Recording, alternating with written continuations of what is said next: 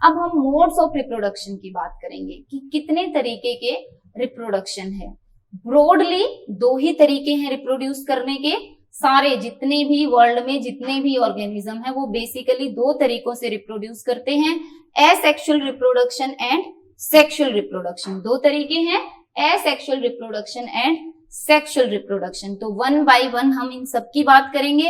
अब ये बीच में ये क्यों है, बिल्कुल एसेक्सुअल और सेक्सुअल के बीच में है, तो एक ऐसा भी तरीका है जो थोड़ा सा एसेक्सुअल रिप्रोडक्शन से मैच करता है और थोड़ा सा सेक्सुअल रिप्रोडक्शन से मैच करता है, उसका नाम है पार्थेनोजेनेसिस। बेसिकली वैसे ये एसेक्सुअल रिप्रोडक्शन का ही पार्ट है, बट हम इसे डिफरेंट एक अलग टॉपिक के रूप में पढ़ते हैं। तो अभी हम जिसकी बात करने जा रहे हैं वो है एसेक्सुअल रिप्रोडक्शन। तो अभी हम स्टार्ट करेंगे एसेक्सुअल रिप्रोडक्शन से, उसके बाद नेक्स्ट लेक्चर में हम सेक्सुअल रिप्रोडक्शन की बात करेंगे और पार्थेनोजेनेसिस की। ठीक है बच्चों, स्टार्ट करें एसेक्सुअल रिप्रोडक्शन के बारे में।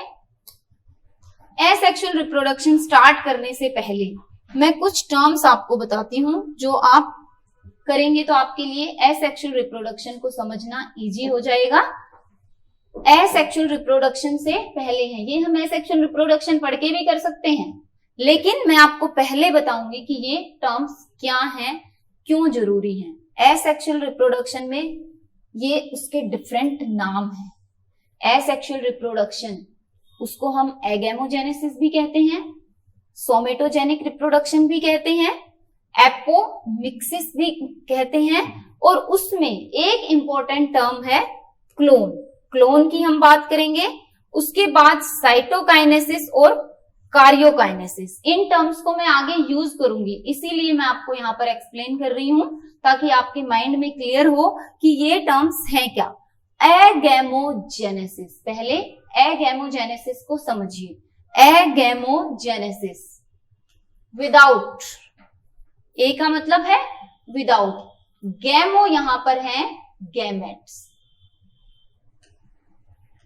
गैमेट्स की फॉर्मेशन के बिना किसी भी चीज का जनरेट होना, पैदा होना, उसे हम कहते हैं एगेमोजेनेसिस। अब गैमेट की फॉर्मेशन एसेक्सुअल रिप्रोडक्शन में नहीं है, तो इसीलिए एसेक्सुअल रिप्रोडक्शन को एगेमोजेनेसिस भी कहते हैं। क्लियर।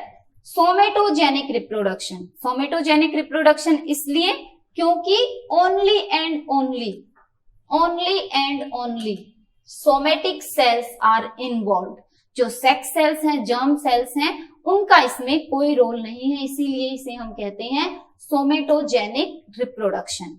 ठीक है। लास्टली एपोमिक्सिस भी इसी का नाम है। एसेक्सुअल रिप्रोडक्शन को एपोमिक्सिस भी कहते हैं। एपोमिक्सिस क्यों?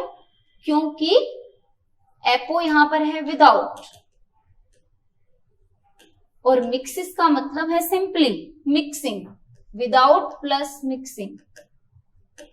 मतलब यहां पर ये जो गैमेट्स हैं या जो कैरेक्टरिस्टिक्स हैं उनकी कोई मिक्सिंग नहीं है। एक इंडिविजुअल है, वो इंडिविजुअल क्या होगा, डिवाइड करेगा और अपने 2 डॉटर इंडिविजुअल फॉर्म कर लेगा। अब वो डिवाइड कैसे करेगा, उसके लिए हमें इन 2 टर्म्स की जरूरत है, साइटोकाइनेसिस और कार्योकाइनेसिस। साइटोकाइनेसिस क्या है, सेल का डिवीजन। जो साइटोप्लाज्म है सेल के अंदर, सेल है, ये न्यूक्लियस है, ये साइटोप्लाज्म है। ठीक है, ये न्यूक्लियस है। जब न्यूक्लियस डिवाइड करता है 2 में, उसे हम कहते हैं कार्योकाइनेसिस, क्योंकि कार्यन जो है न्यूक्लियस का ही दूसरा नाम है, तो इसे हम कहते हैं कार्योकाइनेसिस, डिवीजन ऑफ न्यूक्लियस। अब न्यूक्लियस के डिवाइड होने के बाद बचा ये बाहर का मटेरियल जिसे हम साइटोप्लाज्म कहते हैं। अब साइटोप्लाज्म डिवाइड होगा, तो जो साइटोप्लाज्म डिवाइड होता है उसे हम कहते हैं साइटोकाइनेसिस। तो ये हुई टर्म्स।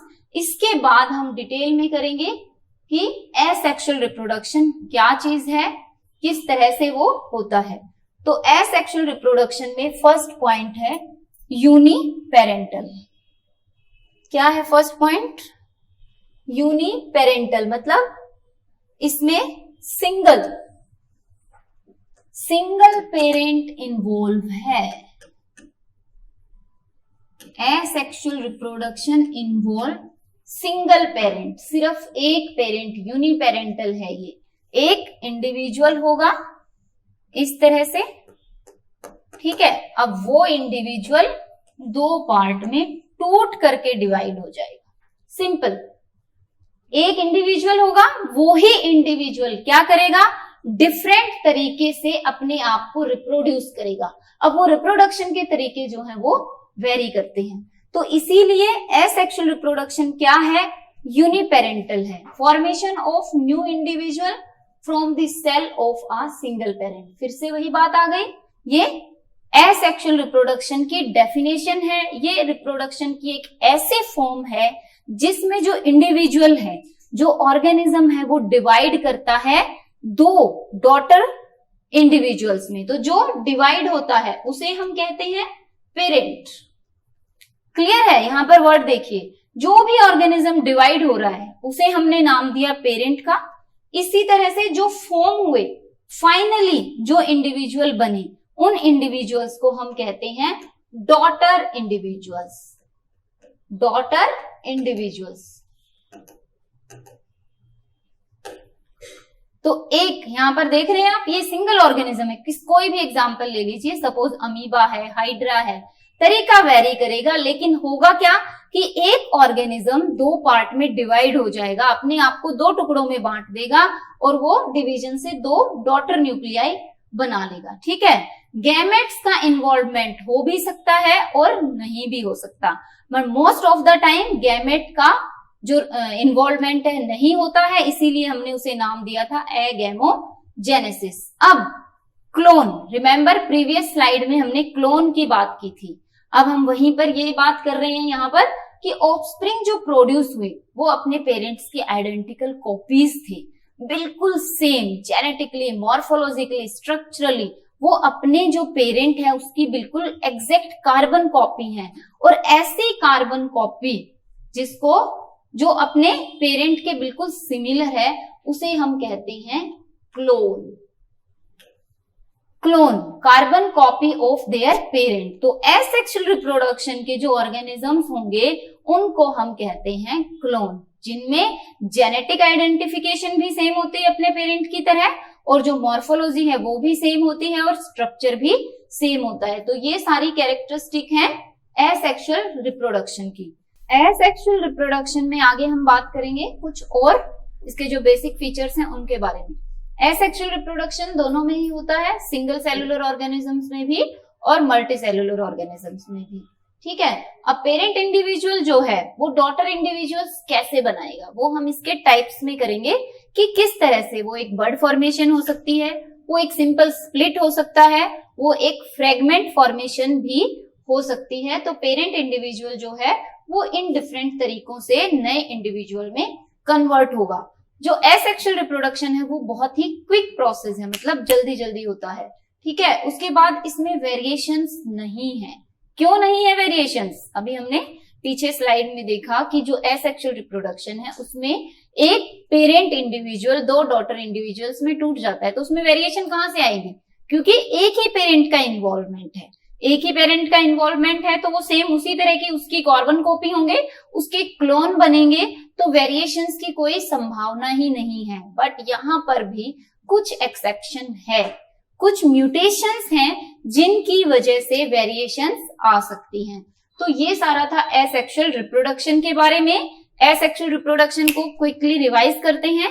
कोई भी एक इंडिविजुअल ऑर्गेनिज्म अपने दो डॉटर इंडिविजुअल में टूट जाता है डिफरेंट तरीकों से, उसमें कोई वेरिएशंस नहीं आती, कोई गैमेट की फॉर्मेशन नहीं है, कोई जेनेटिक मटेरियल का इन्वॉल्वमेंट नहीं है। यहां पर एक टर्म हम यूज करेंगे एसेक्सुअल रिप्रोडक्शन के लिए, that is amitosis. Amitosis cell division की एक टाइप है जिसमें जेनेटिक मटेरियल का इन्वॉल्वमेंट नहीं है, सिंपली एक सेल दो सेल में ब्रेक हो जाता है और वो अपने जैसे ही दो सेल फॉर्म कर लेता है। तो एसेक्सुअल रिप्रोडक्शन भी एक तरह की एमाइटोटिक डिवीजन है जिसमें जो पेरेंट सेल है वो दो डॉटर सेल में डिवाइड हो जाता है, ठीक है बच्चों। अब हम करेंगे एसेक्सुअल रिप्रोडक्शन के डिफरेंट टाइप्स के बारे में। फर्स्ट हम यहां से स्टार्ट करते हैं, बेसिकली बाइनरी फ्यूजन का एग्जाम्पल है। हम बात करेंगे एसेक्सुअल रिप्रोडक्शन की डिफरेंट टाइप्स के बारे में। तो एसेक्सुअल रिप्रोडक्शन की जो फर्स्ट टाइप है वो है binary fission. Binary fission, binary fission के बाद फिजन की ही एक और कैटेगरी है मल्टीपल फिजन। क्लियर है? Multiple fission. उसके बाद थर्ड है बडिंग। वन बाय वन आगे डिटेल में हम इन्हें डिस्कस करेंगे। बडिंग, बडिंग के बाद fragmentation, fragmentation and lastly regeneration. Broadly animals में इन 5 तरीकों से एसेक्सुअल रिप्रोडक्शन होता है। प्लांट के केस में कुछ और हैं, जैसे वेजिटेटिव प्रोपेगेशन है, स्पोर फॉर्मेशन है, तो अभी हम वो डिस्कस नहीं कर रहे, हम एनिमल से रिलेटेड डिस्कस कर रहे हैं। तो ये वेरियस वेज हैं, ये अलग अलग तरीके हैं जिनसे एसेक्सुअल रिप्रोडक्शन होता है। पहला है binary fission, multiple fission, budding, fragmentation and regeneration. अब हम देखेंगे कि किस तरह से। पहला एग्जाम्पल जो आपके सामने है वो है अमीबा में बाइनरी फिजन का। तो ये देखिए, ये क्या है? ये एक अडल्ट अमीबा है। अब ये अडल्ट अमीबा में ये साइटोप्लाज्म है, ये न्यूक्लियस है, ठीक है। अब सबसे पहले जो है न्यूक्लियस डिवाइड होगा 2 में। ये देखिए बीच में कंस्ट्रिक्शन से, इसे हम कहते हैं जो बीच में गैप आया हुआ है उसे हमने नाम दिया कंस्ट्रिक्शन। तो बीच में कंस्ट्रिक्शन आई, सबसे पहले क्या हुआ, ये जो अंदर का न्यूक्लियस डिवाइड हुआ। इस न्यूक्लियस डिवीजन को, यू रिमेम्बर मैंने आपको बताया था, इस न्यूक्लियस डिवीजन को क्या कहते हैं बच्चों, बताओ? इस न्यूक्लियस डिवीजन को हम कहते हैं कार्योकाइनेसिस।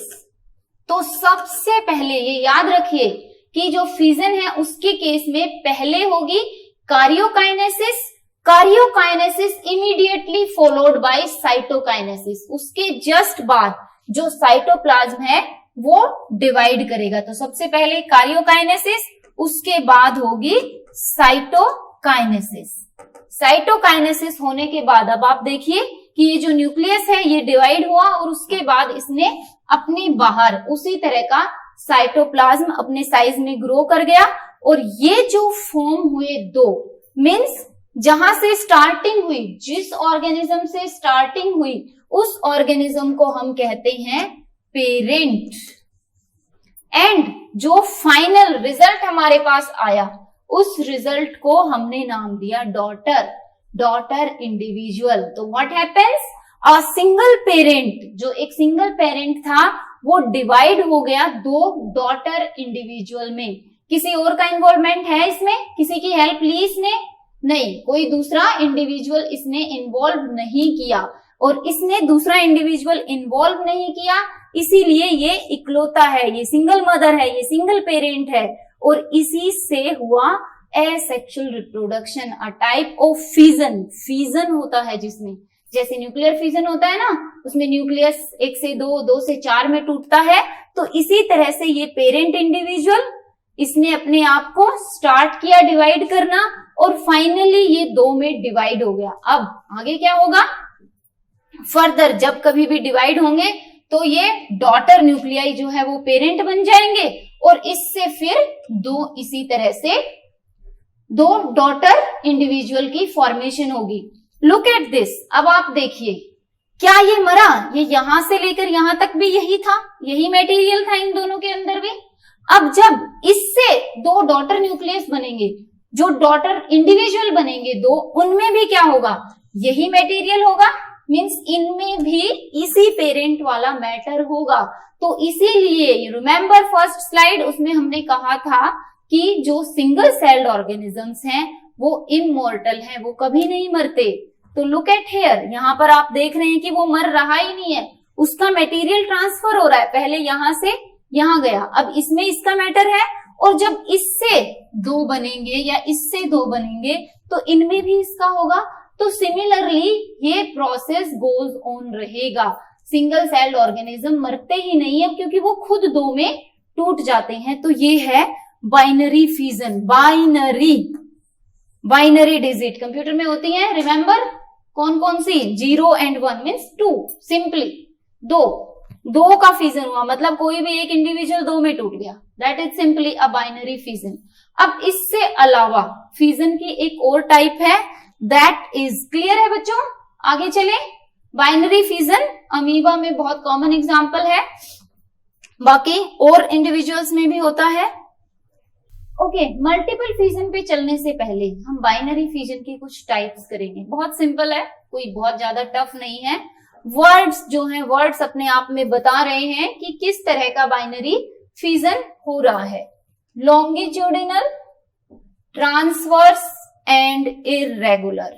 तो पहले हम इर्रेगुलर की बात करेंगे। अभी जिस एनिमल का हमने एग्जांपल लिया था, अमीबा, अमीबा के अंदर इर्रेगुलर है, कोई पैटर्न नहीं है।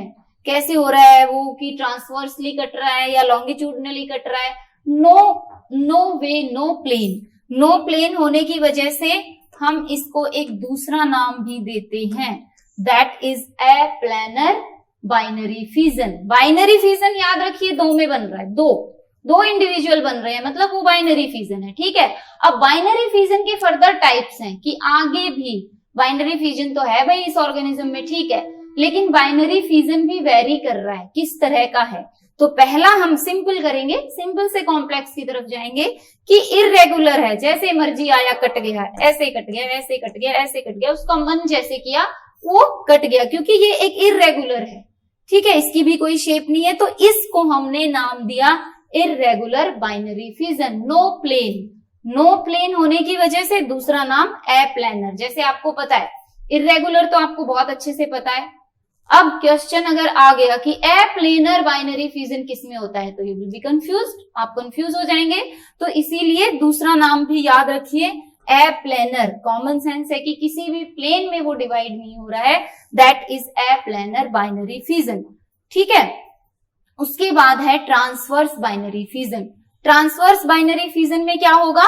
बीच में से, ये देखिए ये ऑर्गेनिज्म बीच में से ये ऑर्गेनिज्म कट जाएगा और उसके बाद ये और ये जो भी पोर्शन की कमी है, ये ऑर्गेनिज्म नीचे वाला पोर्शन डेवलप कर लेगा और नीचे वाला ऊपर वाला पोर्शन डेवलप करके दो डॉटर इंडिविजुअल में ट्रांसफॉर्म हो जाएगा, that is transverse binary fission. Means जो कट हुआ, जो कंस्ट्रिक्शन आया, जो गैप आया, जहां से टूटना स्टार्ट हुआ वो ट्रांसवर्सली हुआ, that is transverse binary fission. उसके बाद है लॉन्गिट्यूडनल, जैसे पैरामीशियम में, इसमें क्या हो रहा है ये देखिए इस तरह से लॉन्गिट्यूडनली, ये लॉन्गिट्यूडनली। अब वो लॉन्गिट्यूडनली कटा, उसके बाद वो दो इंडिविजुअल में डिवाइड हुआ, ये एक डॉटर इंडिविजुअल, ये डॉटर नंबर 1 सपोज, ये डॉटर नंबर 2। तो इस तरह से लॉन्गिट्यूडनली बाइनरी फिजन में लॉन्गिट्यूडनली हुआ। क्विक रिवाइज करेंगे, इर्रेगुलर, ट्रांसवर्स एंड लॉन्गिट्यूडिनल। तो इस डिफरेंट तरीके से वो डिवाइड हुआ, ठीक है।